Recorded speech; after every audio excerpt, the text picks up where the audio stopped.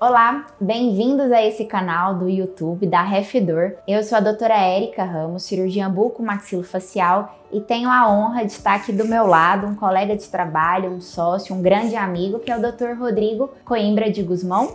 Doutor, obrigada pela oportunidade de estar aqui hoje.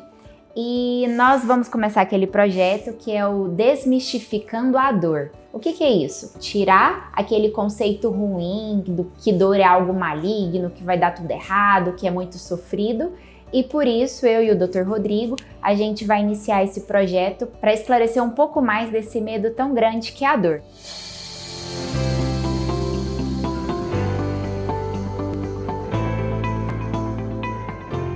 A dor é um sinal de alerta, então é para sinalizar mesmo, como o próprio nome diz, um sinal de alerta, sinalizar o paciente que alguma coisa está de errado nesse organismo. Qual que é a sua opinião sobre o sinal dor? É para ter medo, só um alerta, ou o paciente pode ficar tranquilo que aquela famosa dorzinha ele vai postergando e depois ele dá um jeito? O que você acha, doutor? Bom, primeiramente eu que agradeço também de estar aqui, de poder ajudar e trazer um pouquinho de informação. E a dor, embora seja uma experiência ruim, ela é fundamental para o ser humano e para os animais, enfim, como seres mesmo. A dor, ela avisa a gente que tem alguma coisa errada.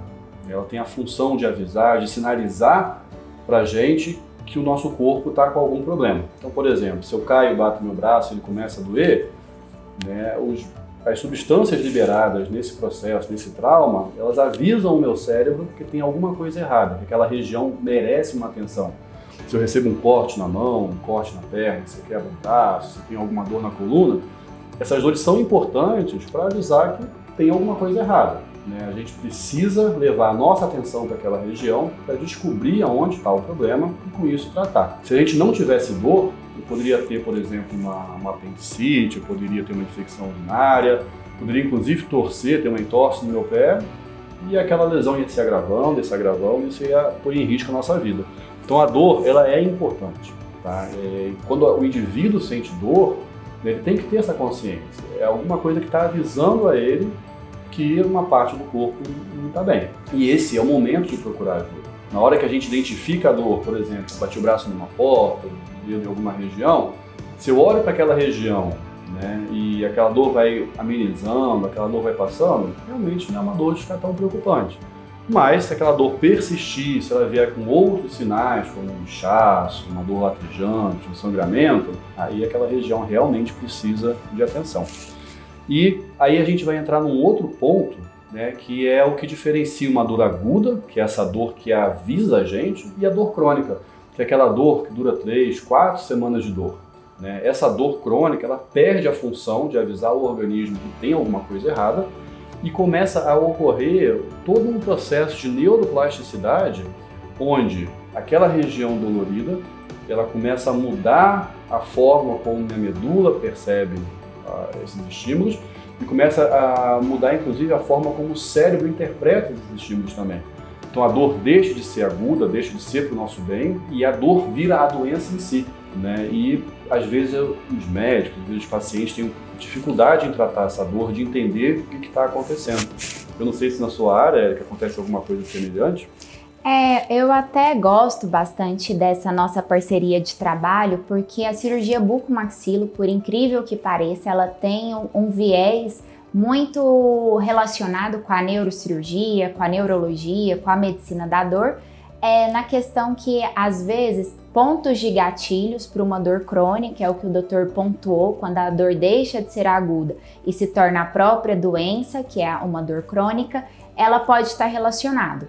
O que isso significa? Por exemplo, o paciente teve um início de uma cervicalgia, uma dor na cervical, ele não tratou, então ele caiu naquilo que a gente fala que deixou para depois, foi postergando, não procurou nenhum profissional da área da saúde e de repente esse ponto de gatilho que às vezes era agudo na cervical, ele virou uma dor crônica que se irradia até a região de face, principalmente região articular da ATM, ou de repente o contrário, ele tinha um aspecto de músculo da mastigação alterado, depois ele teve um processo articular da face também alterado, se correlacionando esses dois fatores, e desenvolveu uma cervicalgia. Então, Dr. Rodrigo, na minha área, e até é bom a gente trabalhar junto nesse sentido, eu acho que o deixar para depois não é o ideal.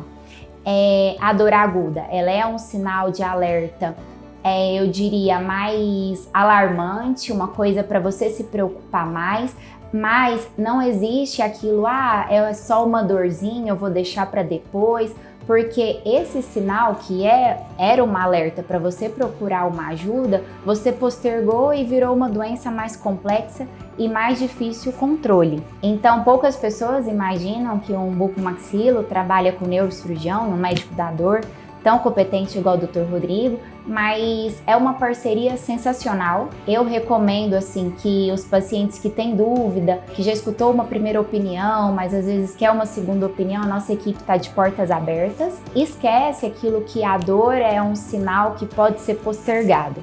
Esse mito que se doer é ruim, não existe. Às vezes se doer é a hora de procurar a alternativa para não ficar ruim, né? Com certeza.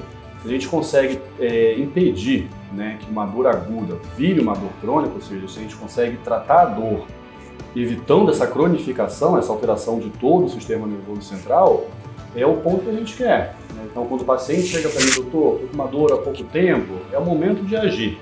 Né? Então, a gente vai correr atrás de exame, vamos fazer um exame físico, vamos orientar de como o paciente consegue evitar aquela dor. E para aqueles que já têm uma dor crônica, a gente tem um pouco mais de trabalho, né? É sempre um trabalho multidisciplinar, onde a gente envolve medicação, às vezes correção com algum procedimento cirúrgico, que é bem raro, mas às vezes pode acontecer. Vamos entrar junto com o fisioterapeuta, vamos entrar junto com o educador físico, inclusive com o psicólogo, porque a dor crônica, ela inclusive leva a estados de depressão, né? Leva ao medo de se mexer, que a gente chama de cinesiofobia, né? Que é justamente deixar de fazer as atividades por medo de sentir aquela dor. Então, o paciente com dor crônica, ele precisa de uma atenção diferenciada, precisa de uma educação e precisa principalmente dessa equipe multidisciplinar para tratar essa dor. Então, vamos começar a mexer na dor crônica e também mexendo no que está provocando essa dor. Né? Então, só assim a gente consegue fazer com que a qualidade de vida melhore, com que ele evite de ficar sofrendo aí todos os dias. É isso mesmo, doutor. Muito obrigada por todas as contribuições. E você que está vendo esse novo projeto aqui nas nossas redes sociais, no canal do YouTube, siga a gente, porque vale a pena até para conceituar alguns termos da área médica, da área da saúde, que o paciente tem muito medo por não conhecer. Então, o objetivo hoje é aproveitar os canais de comunicação, igual o YouTube, para você aprender que a medicina não é um bicho de 7 cabeças, e que a hora de começar qualquer tratamento é numa fase inicial. Bem-vindos e conte conosco!